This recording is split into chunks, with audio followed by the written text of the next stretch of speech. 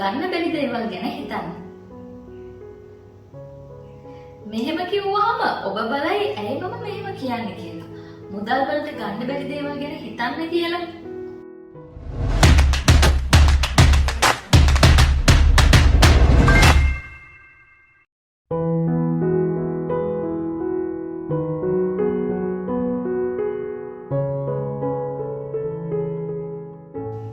ඉතින් යාළුවනේ අද අපි කතා කරන්න යන්නේ මුදල් වලට ගන්න බැරි දේවල් හිතන්න කියන මාතෘකාව.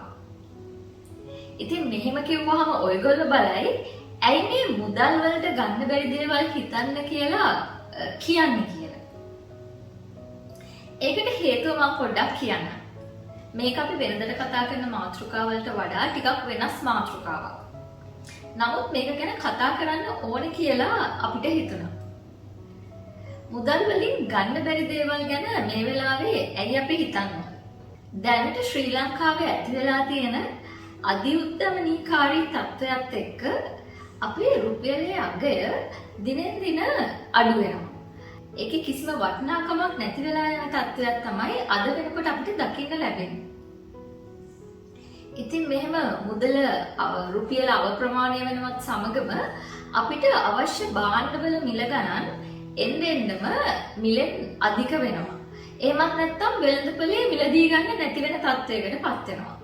ඉතින් මෙහෙම තත්ත්වයක් තුල අපිට එන්නෙන්නම යම් යම් ජීවිතයේ දුෂ්කරතාවලට මුහුණ දෙන්න සිද්ධ වෙනවා අනිවාර්යයෙන්ම ඉදිරියේදී. ඉතින් මේ තත්ත්වය යම් කිසි දුරකට සමනය වෙනකම් අපිට අපේ ජීවිත වෙනස් කරගන්න මේ වෙලාවේ සිද්ධ වෙනවා. එහෙම නැති වුණොත් අපිට මේකට මුහුණ දෙන්න කොහොමද මේක අමාරු තත්ත්වයක් තමයි. නමුත් යම් ආකාරයකට හරි මේකට සාර්ථකව මුහුණ දෙන්න නම් අපිට මුදල් වලින් ගන්න බැරි දේවල් ගැන මේ වෙලාවේ අවධානය යොමු කරන එක අනිවාර්යෙන් කරන්න සිද්ධ වෙලා තියෙනවා. අපි ඉපදිච්ච දවසේ ඉඳන් පාසල් යන කාලේ ඉඳන් අපේ මනස හැදිලා තියෙන්නේ මුදල් හම්බ කරන්න ඕනේ කියන කාරණාවත් එක්ක බැඳිලා. අපි මුදල් තියනවා නම් ඕනම දෙයක් මිලදී ගන්න පුළුවන් කියලා අපි හිතාගෙන ඉන්නවා. සහ අපේ සමාජය ගොඩනැගිලා තියෙන්නේ ඒ ආකාරයට. අපි හැම දෙයක්ම කඩෙන් මිලදී ගන්න පුරුදු වෙලා ඉන්නවා. ඒ විදිහට තමයි අපේ මානසිකත්වය අද වෙනකොට මේ සමාජ රටාව ඇතුලේ නිර්මාණය වෙලා තියෙන්නේ. ඉතින් ඒක නිසා අපි දිනපතා මුදල් හම්බ කරන්න අපේ කාලයෙන් වැඩි කොටසක් අපි ගත කරලා තියෙනවා. නමුත් දැන් මේ එකපාරටම මේ අපි ඉතාමත් වටිනාකමක් දුන්න මුදල් වල වටිනාකම නැති වෙච්ච ගමන් අපිට ඒ පරණ විදියට දේවල් මිලදී ගැනීමේ හැකියාවක් නැහැ. නැත්නම් ඒකට මුදල් වියදම් කිරීමට හැකියාවක් නැහැ. ඉතින් මේ වගේ තත්වයකදී අපිට බලන්න වෙනවා මුදල් නැතුව අපිට කරගන්න පුළුවන් දේවල් මොනවද කියලා. නැත්නම් අඩුම මුදලක් පාවිච්චි කරලා අපිට කරගන්න පුළුවන් දේවල් මොනවද කියලා මේ අවස්ථාවේදී අපිට හිතලා බලන්න වෙනවා. අපි උදාහරණයක් විදිහට බලමු. මුදල් කියන දේ ලෝකේ තිබිච්ච නැති කාලයක් තිබුණා. මුදල් කියන දේ අපේ ජීවිතවලට අපේ මනුෂ්‍ය ජීවිතවලට අවශ්‍ය නැති කාලයක් බොහොම අතීතයේ තිබුණා. මුදල් කියන දේ අපිට එදිනදා ජීවිතයේදී අවශ්‍ය නැහැ. නැත්නම් මුදල අපි භාවිතා කරේ නැහැ. අපි පොඩ්ඩක් කල්පනා කරලා බලමු මුදල් කියන දේ ලෝකේ නැති කාලෙදී අපි කොහොමද නැත්නම් මිනිස්යන් කොහොමද ජීවත් වුනේ කියලා. අපිට මුලින්ම හඳුනා ගන්න ලැබෙන්නේ මිනිස්යා කියන කෙනා සබාදහමත් එක්ක. ඊටමත් හොඳ සමීප ඇසුරක් පවත්වලා තියෙනවා. සබාදහමත් එක්ක බැඳිච්ච ජීවන රටාවක් තමයි තිබිලා තියෙන්නේ. මොකද සබාදහමෙන් තමයි අපිට අවශ්‍ය ආහාර ටික ලැබෙන්නේ. අපිට අවශ්‍ය වර්ෂාව ලැබෙන්නේ. අපිට බීමට අවශ්‍ය ජලය ටික ලැබෙන්නේ. අපිට හුස්ම ගන්න අවශ්‍ය හුස්ම ලැබෙන්නේ. අපිට සරු පස ලැබෙන්නේ. මේ වගේ අපේ ජීවිතයට අත්‍යවශ්‍යම දේවල් ලැබෙන්නේ අපි පරිසරයට කොච්චර සමීපයෙන් ජීවත් වෙනවද? නැත්නම් ඒකත් එක්ක කොච්චර සමීපයෙන් සොසායෝගී නැත්නම් ඒකත් එක්ක කොච්චර අත්වල බැඳගෙන ජීවත් වෙනවද කියන කාරණයක් එක්ක තමයි අපේ ජීවිතවල සරු බව රැඳිලා තිබුණේ. අපිට කාලයට වෙලාවට වැස්ස ලැබුණේ, ඉර එළිය ලැබුණේ. එතකොට අපිට අවශ්‍ය පිරිසිදු හුස්ම ටික පිරිසිදු වතුර ටික ලැබුණේ. මේ හැමදේම ලැබුණේ අපි සබාදහම ආරක්ෂා කරගත්ත තරමට. ඉතින් මේ වගේ දුෂ්කර කාලයකදී අපි අනිවාර්යෙන් අපේ සබාදහම ගැන හිතන්න ඕනේ. අපේ සබාදහම වෙත නැවත යොමු වෙන්න කාලය ඇවිල්ලා. සමහරට මේක සබාදහමෙන් අපිට දුන්න පණිවිඩයක්ද දන්නෙත් නැහැ. නැවත සබාදහම වෙත යොමු වෙන්න කියලා. සබාදහමත් එක්ක එකට ජීවත් වෙන්න කියලා. අපි දන්නවා ශ්‍රී ලංකාවේ පසුගිය දශක කිහිපය තුළ 80%ක් විතර තිබිච්ච වනගහනය අද වෙනකොට 16%ටත් වඩා අඩු වෙලා කියලා තමයි දත්ත සටහන් පෙන්වන්නේ. ඉතින් මේ වගේ අපි අපේ සබාදහම එන්නෙම විනාශ කරගෙන තියෙනවා. ඒවායේ ප්‍රතිඵල අද වෙනකොට අපි භුක්ති විඳින්මින් ඉන්නවා. ගම් වතුර ණයයන් විවිධ ආපදා මේ වගේ කලට වෙලාවට වැසි නොලැබීම මේ වගේ විවිධ ආපදා තත්ත්වයන් වලට අද වෙනකොට අපි මුහුණ දෙනවා. ඉතින් මේ වගේ දුෂ්කර කාලයකදී අපි අනිවාර්යෙන් අපේ රටේ සබාදහම ආරක්ෂා කරගන්න ඕනේ. අපි තව තවත් සබාදහමට කිට්ටුවෙන් ජීවත් වෙන්න උත්සාහ කරන්න ඕනේ. අපේ මේ සබාදහම නැත්තම් අපේ මේ තියෙන ජල මූලාශ්‍රවල වනාන්තරවල අපේ තියෙන සරු පස්සේ ගුණාත්මක බව වැඩි කරගන්න මේ වෙලාවේ අපි අවධානය යොමු කරන්න ඕනේ. එහෙම වුණොත් යම්කිසි ආකාරයකට අපිව මේ සබාදහම විසින් ආරක්ෂා කරනවා. තවත් කාරණයක් විදිහට අපිට දක්වන්න පුළුවන් අපේ ආහාර හැකියපමණ අපිම නිෂ්පාදනය කර ගැනීම. අපේ නිවාසවල නිෂ්පාදනය කර ගැනීම. නැත්නම් අපි ජීවත් වෙන ප්‍රදේශවල ඉන්න මිනිසුන් කණ්ඩායම් විදිහට එකතු වෙලා අපි ජීවත් වෙන ප්‍රදේශවලම අපිට එදිනදා අවශ්‍ය වන ආහාර නිෂ්පාදනය කර ගැනීම. මොකද ආහාරවල මිල එන්නෙන්නම වැඩි වෙනවා. අපි කඩෙන් මිලදී ගන්නවට වඩා අපිට ආහාර නිෂ්පාදනය කර ගන්න පුළුවන් නම් යම්කිසි ප්‍රමාණයක සහනයක් මේ වෙලාවේ අපිට ලබා ගන්න පුළුවන්. ඒ වගේම අපි හිතමු ප්‍රදේශයක ජනතාව කණ්ඩායමක් විදියට නැත්නම් යම්කිසි පාරක මිනිස්සු කණ්ඩායමක් විදියට යම්කිසි විදියට එකතු වෙලා තමන්ගේ ආහාර නිෂ්පාදනය කරගන්න පුළුවන් නම් ඒවා නොමිලේ බෙදා හදා ගැනීමට අවස්ථාව ලැබෙනවා. නැත්නම් ඊටමත් අඩු මුදලකට හරි කෙනෙක්ට ලබා දීමට හැකියාවක් මේකෙන් අපිට ඇති කරගන්න හැකියාවක් තියෙනවා. මොකද ඒ ප්‍රදේශවලම දේවල් නිෂ්පාදනය වෙනකොට ප්‍රවාහන ගාස්තු එතෙන්ට එකතු වෙන්නේ නැහැ. අතරමැදියන් එකතු වෙන්නේ නැහැ.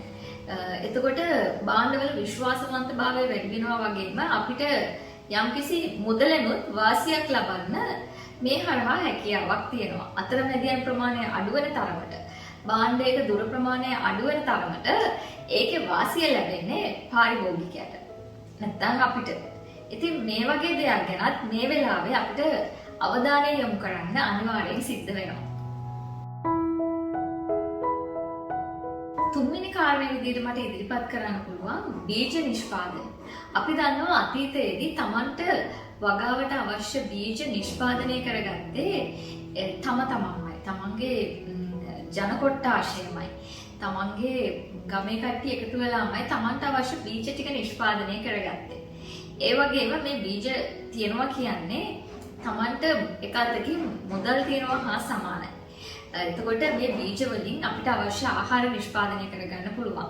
විශේෂයෙන්ම මේ වගේ වෙලාවක දේශීය බීජ වලට යොමු වෙන්න පුළුවන් නම් දේශීය ශාක වවන්න පළතුරු එළවලු වවන්න යොමු වෙන්න පුළුවන් නම් මොකද එවැනි දේශීය බීජ ඉතාමත් අඩු සාත්තු කිරීමකින් අපේ රටේ දේශගුණයට හරියන විදිහට තමයි හැදිලා තියෙන්නේ. ඒවල ස්වභාවයෙන්ම ඒවා අපේ රටට ගැලපෙනවා. ඉතින් මේවල ගුණාත්මක භාවය වගේම පෝෂණය අතිනුත් වැඩි. ඉතින් මෙහෙම බීජ අපිට අවශ්‍ය බීජ අපි ළඟම තියෙනවා කියන්නේ අපි පොහොසත් වීමේ ලක්ෂණයක් විදිහටත් මේක අතීතයේදී සැලකුවා. ඉතින් වර්තමානයේදීත් අපිට මේ ගැන අනිවාර්යයෙන්ම අවධානය යොමු කරන්න වෙනවා.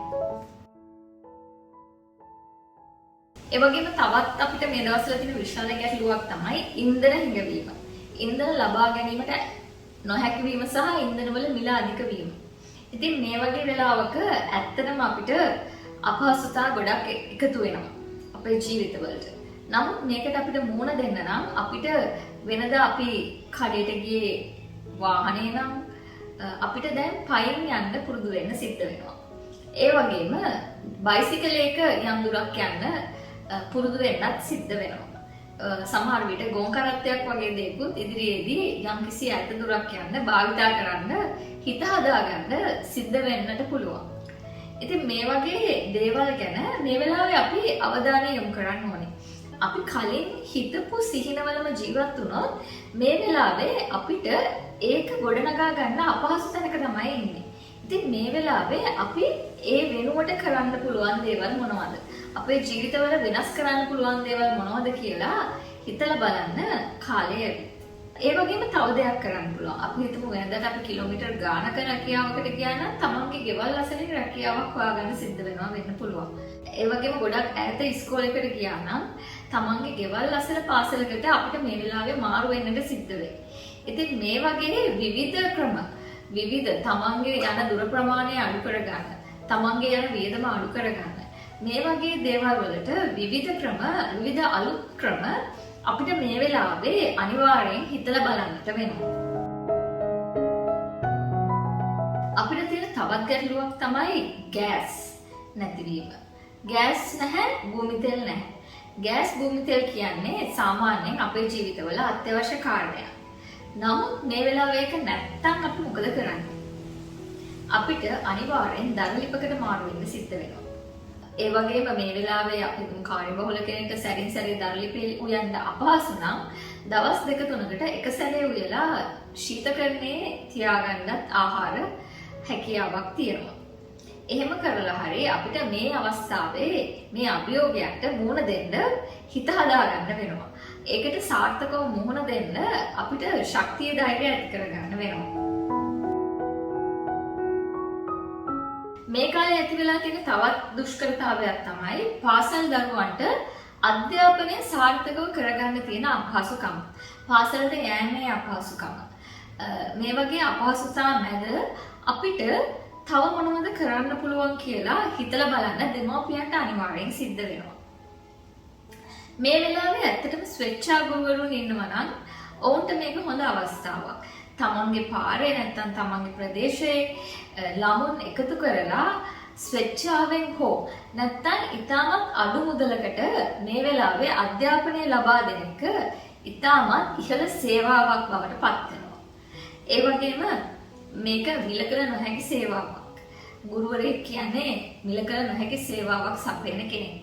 ඉතින් මේ සේවාව මේ වෙලාවේ ස්වේච්ඡාවෙන් හෝ ඉතාමත් අඩු මුදලකට ලබා දෙන්න පුළුවන් නම් ඒක ඉතාමත් වටිනා දෙයක්. ඊට අමතරව අපේ ඉස්සර පැවතියා වගේ අපේ පන්සල් හරහා නැත්නම් අපේ ආගමික ස්ථාන හරහා ගමේ වෙනත් පූජා ස්ථාන මේ වගේ ආයතන හරහා ළමුන්ට අධ්‍යාපනය ලබා දෙන ක්‍රමවේදයකුත් මේ වෙලාවේ ඇති කරන්න පුළුවන් නම් ඒක ඉතාමත් වටිනවා. ඒක අපේ අනාගත පරපුර දැනුමෙන් පෝෂණය කරන්න, තමන්ගේ ප්‍රඥාවෙන් පෝෂණය කරන්න පුළුවන් නම් තමන් දන්න දේ උගන්වලා, තමන් දන්න දේ දරුවන්ට උගන්වලා මේ අධ්‍යාපනය කඩා නොවැටී තියාගන්න පුළුවන් නම් මේ වෙලාවේ අපිට ඒක රට වෙනුවෙන් නැත්නම් අපේ අනාගත පරපුර වෙනුවෙන් කරන්න පුළුවන් ලොකුම ඉතාම වටිනා සේවාවක් බවට පත් වෙනවා. අපේ අතීතයේ ගත්තොත් අපේ දැනුම පරම්පරාවෙන් පරම්පරාවට ගියේ නැත්නම් පරම්පරාවට දැනුම බෙදාගත්තේ අපේ ගම්වල ඉන්න වැඩිහිටියන් හරහා. නැත්නම් පන්සලේ නැත්නම් පූජා ස්ථානයක ඉන්න මේ දැනුවත් පූජකතුමන්ලා හරහා තමයි මේ දැනුම අපේ අනාගත පරම්පරාවන් වලට ලබා දුන්නේ. ඉතින් මේ වගේම ක්‍රමයක් අපිට මේ වගේ දුෂ්කර අවස්ථාවකදී නිර්මාණය කරගන්න පුළුවන් නම් ඒක අපි අනාගතය වෙනුවෙන් කරන ආයෝජනයක් වෙනවා. ඒ වගේම තවත් කාරණයක් තමයි මේ වෙලාවේ රැකියාවට යෑමේ අපහසුතාව තියෙනවා. මොකද ගමනාගමන පහසුකම් වල යම්කිසි අපහසුතාවයන් මේ දවස්වල වැඩි වෙලා තියෙනවා. ඉතින් මේකට යම්කිසි විසඳුමක් නැත්නම් යම්කිසි සමනයක් විදියට ඔබේ අවට කට්ටියත් එක්ක කතා බහ කරලා මේ වෙලාවේ පුළුවන් නම් වාහන 10ක් යනවා වෙනුවට එක වෑන් එකක් කතා කරගන්න, එක වාහනයක් කතා කරගන්න කීප දෙනෙකුට යන්න. මේ වගේ මොනවා හරි ක්‍රමයකින් එකතු වෙලා වාහනයක කණ්ඩායමකට යන්න පුළුවන් නම් මම හිතන්නේ මේ වෙලාවේ ඒකත් අපිට කරන්න පුළුවන් යම්කිසි සහනදායී විසඳුමක් විදියට අපිට ඉදිරිපත් කරන්න හැකියාවක් තියෙනවා. මේ වගේ ඉතාමත් දුෂ්කර කාලයක අපේ රට මේ දුෂ්කරතාවයකට මුහුණ දෙලා ඉන්න කාලෙක අපිට මේකට සාර්ථකව මුහුණ දෙන්න නම් අපිට අතීතයේ දිහා හැරිලා බලන්න වෙනවා කියලා මම කලිනුත් කිව්වනේ. ඒ වගේම මුදල් නැතුව අපි දේවල් කරගත්තේ කොහොමද ඉස්සර කියලා අපිට හිතලා බලන්න වෙනවා කියලා මම මුලින්ම සඳහන් කරා. ඉතින් අපිට මේ වෙලාවේ කරන්න පුළුවන් තවත් දෙයක් තමයි අපේ අවට ඉන්න අසල්වැසියන් එක්ක තියෙන සහයෝගීතාවය වර්ධනය කරගන්න එක. මෙහෙම කිව්වහම ඉතින් මෙහෙම සහයෝගය වර්ධනය කරගන්න පුළුවන් නම් නැත්තම් කුඩා සමිතියක් හරි පිළිටව ගන්න පුළුවන් නම් කට්ටියට එකතු වෙලා මේ වෙලාවේ ඒක ඉතාමත් වටිනා දෙයක් වෙනවා. මොකද අපි මුදල් වියදම් කරලා කරගත්ත දේවල් අපිට අසල්වාසීන් විදිහට එකතු වෙලා අපිට ශ්‍රම දානයක් දාලා වෙන්න පුළුවන්, එකිනෙකාට උදව් කරගෙන වෙන්න පුළුවන්, යමක් බෙදා හදාගෙන වෙන්න පුළුවන්. මේ වගේ ආකාරයකට අපිට සහයෝගයෙන් කරගන්න පුළුවන් නම් අපිට ඒක හරහා මුදල් ඉතුරු කරගන්නත් පුළුවන්. ඒ වගේම අපිට අපේ ප්‍රශ්න බෙදා හදාගන්න මේ වෙලාවේ කවුරු හරි ඉන්නවා කියන හැඟීමත් ඇති වෙනවා මේ වගේ අපිට සහයෝගීතාවය වර්ධනය කරගන්න පුළුවන්. මොකද අපි ගොඩක් වෙලාවට මේ ධනවාදී ආර්ථික ක්‍රමය තුළ තනිවම ජීවත් වෙන්න තමයි පුරුදු වෙලා ඉන්නේ. මුදල් තියෙනවා නම් මට ඕන දෙයක් කරගන්න පුළුවන් කියන මානසික තත්ත්වයනේ අපේ තිබුණේ. ඉතින් මේ වගේ වෙලාවක අපේ පරණ ගම්මානයක වගේ අපිට සහයෝගය වර්ධනය කරගන්න පුළුවන් නම් අපිට එකිනෙකාට උදව් කරගෙන මේ වෙලාවේ මේ තියෙන අභියෝගයට මුහුණ දෙන්න හැකියාවක් තියෙනවා.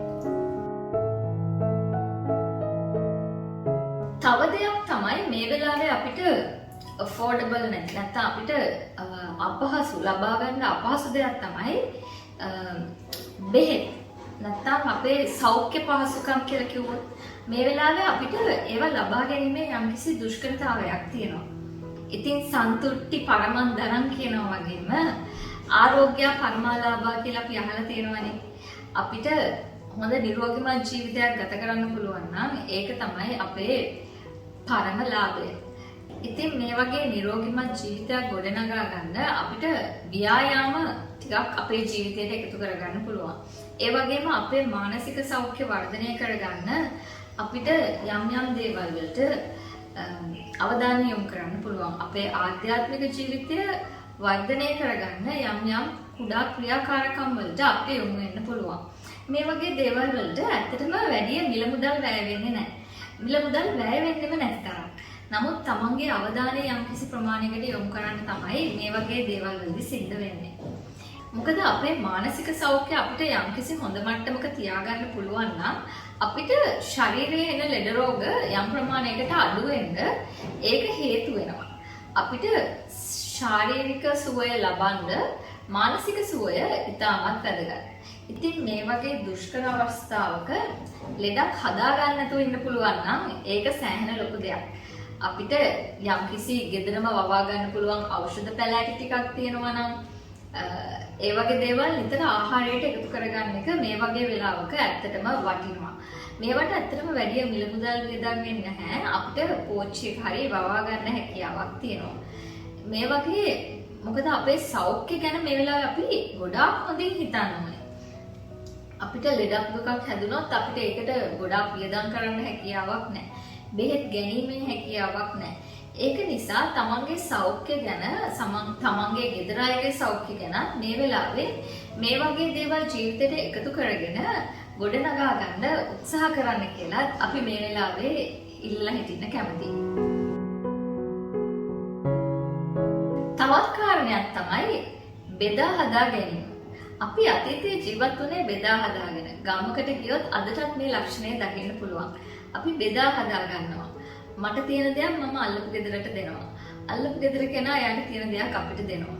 මේ වගේ ආකාරයට බෙදා හදාගෙන මේ වගේ වෙලාවක ජීවත් වෙන්න පුළුවන් නම් ඒක අපේ ජීවිතවලට යම්කිසි සහනයක් එකතු කරනවා. අපිට තියෙන දෙයක් අපි බෙදා හදා ගන්නවා. අපි වවන එළවලු ටිකක් අපි අල්ලපු ගෙදරට දෙනවා.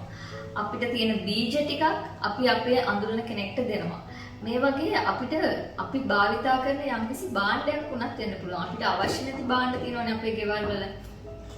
අපේ ගෙවල් වල අපිට අවශ්‍ය නැති භාණ්ඩ ගොඩක් වෙලාවට තියෙනවා.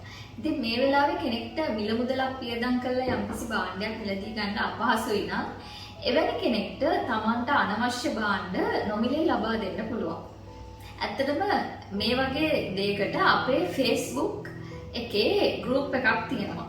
sharing community බෙදා හදා ගැනීමේ සාමූහිකය කියලා අපේ Facebook group එකක් තියෙනවා. ඒකේ link එකත් මම මේ වීඩියෝ එකේ යටින් description box එකේ දාන්නම්. Taman කැමති දෙයක් නැත්නම් Taman භාවිතා කරලා Tamanට දැනට ඒක අවශ්‍ය නැති දෙයක් තියෙනවා නම් මේක ඇඳුමක් වෙන්න පුළුවන්, පොතක් වෙන්න පුළුවන්, භාණ්ඩයක් වෙන්න පුළුවන්, ඕනම දෙයක් post එකක් මේ sharing community එකේ post කරන්න පුළුවන්. නමුත් කිසිම දෙයක් මේකේ විකුණන්න බෑ. නොමිලේ බෙදා හදාගන්න තමයි අපි මේ group එක හදලා තියෙන්නේ. ඉතින් Tamanට අනවශ්‍ය දෙයක් තියෙනවා නම්, Tamanට වැඩි දෙයක් තියෙනවා නම් අපිට මේ වෙලාවේ ඒක අවශ්‍ය කෙනෙක් එක්ක බෙදා හදාගන්න අනිවාර්යෙන් හැකියාව තියෙනවා. ඉතින් මේ group එකට ගිහිල්ලා මේ ඔබ ළඟ තියෙන දේ ෆොටෝ එකක් දාන්න පුළුවන්.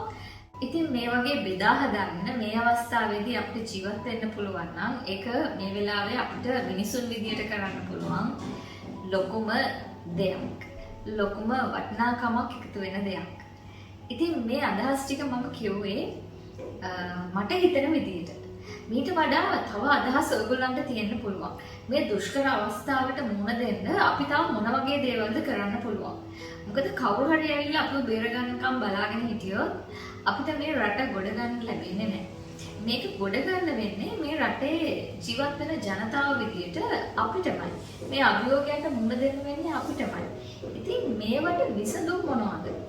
මේවට අපිට ඉදිරියේදී යෝජනා කරන්න පුළුවන් විසඳුම් මොනවද? දීර්ඝකාලීන විසඳුම් මොනවද? කෙටි කාලීන විසඳුම් මොනවද? කියලා ඔබට විශේෂ අදහස් තියනවා වෙන්න පුළුවන්. අනිවාර්යෙන් ඒ අදහස් අපිත් එක්ක යටින් කමෙන්ට් කරලා බෙදා හදා ගන්න කියලා අපි ඔයගලන්ට ආරාධනා කරනවා. මොකද අදහස් බෙදා ගන්න එකනොත් අපිට ලොකු දෙයක් නිර්මාණය කරන්න හැකියාවක් තියෙනවා. අලුත් දෙයක් නිර්මාණය කරන්න හැකියාවක් තියෙනවා. අලුත් දේ නොහිතන જાතිය වැඩක් නැහැ කියලා කියනවනේ. ඉතින් අලුත් දේ හිතුවොත් තමයි අපිට අපි බලාපොරොත්තු වෙන ශ්‍රී ලංකාව ඉන්න හිතන රට කියලා කියන්නේ. අපි බලාපොරොත්තු වෙන ඉන්න හිතන රටක් නිර්මාණය කරන්න නම් අපි අපේ සිතුවිලි වෙනස් කරගන්න ඕනේ.